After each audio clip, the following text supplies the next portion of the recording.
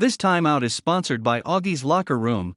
Augie's features the largest collection of Notre Dame football memorabilia and gifts, including rare and hard-to-find items. Hey, this is Augie, Augie's Locker Room. Website, augieslockerroom.com. Visit us here or the website. Tim Prister with John Brice of Irish Illustrated outside of Gate B, Notre Dame Stadium. It's the Ara Parsegian Gate.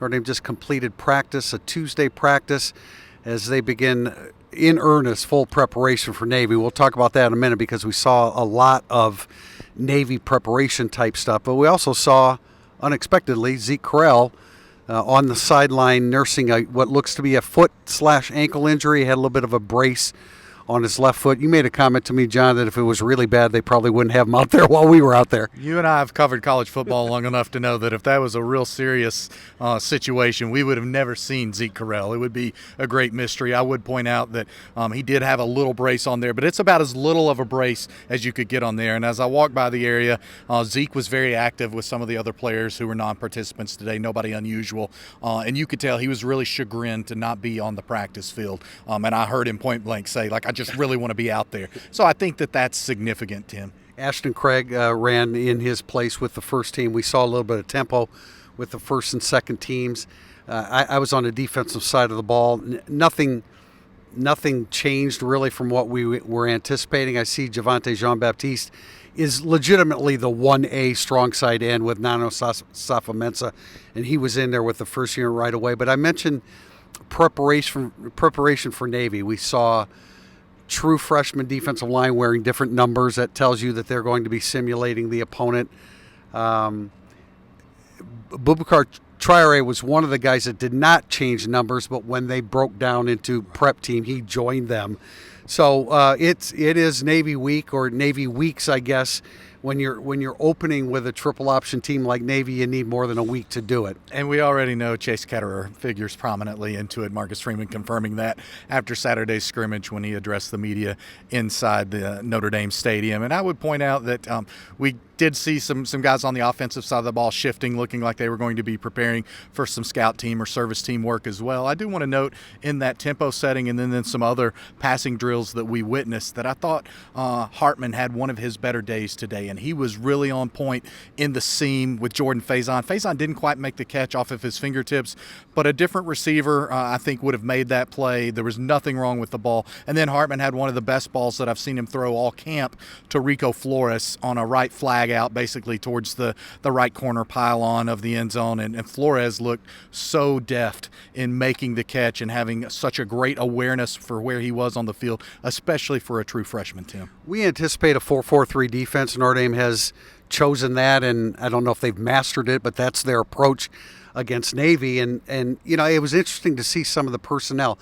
Last year against Navy, they wanted Jack Kaiser to play some safety. Things didn't work out at linebacker, and he didn't get much of an opportunity.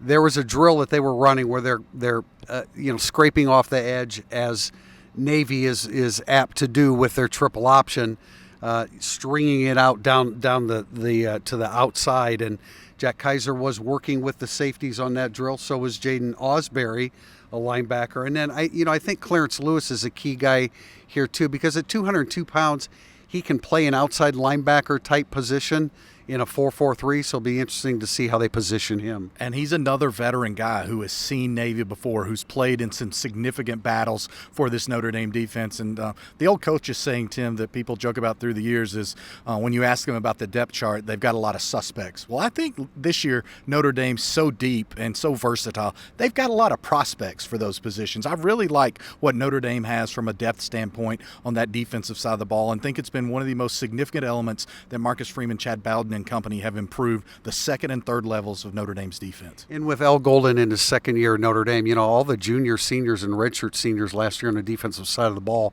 had their third defensive coordinator in 3 years. Al Golden's back. Now you're running this 4-4-3 again against Navy.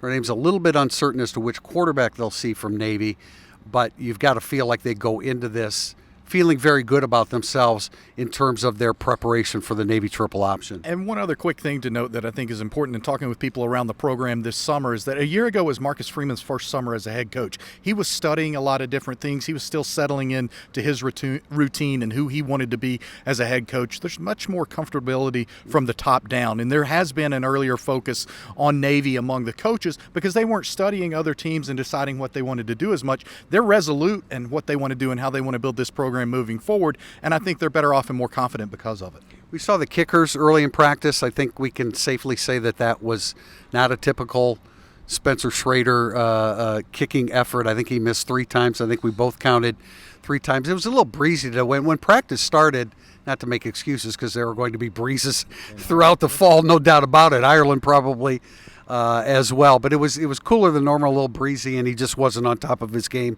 out of the chute. But better days are ahead for Spencer Schrader. He's a good kicker. We've seen mostly really good things from him. Really good things from him. And today, if he's going to have a bad day, have it right now, 12 days, 11 days before you kick off the season. And then one other quick offensive note is just Steve Angeli is fully entrenched and in command as that number 2 backup quarterback. Not breaking news there, but he's really into his own. He's looked really good. One last thing I want to point out, they were working on a tackling drill. And again, I'm talking about scraping as the triple option moves outside. They work on a tackling drill. A lot of times when they pitch it to the wingback, which is the third option, you don't have a great angle on him defensively, so you try to square up as much as you can.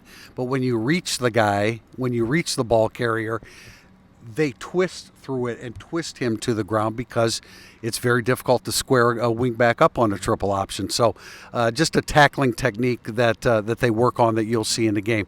That's it here from Notre Dame Stadium. Go to IrishIllustrated.com. We have practice reports. There will be video, both from the practice session as well as interview sessions after that. For John Brice, I'm Tim Priester, and we are Irish Illustrated.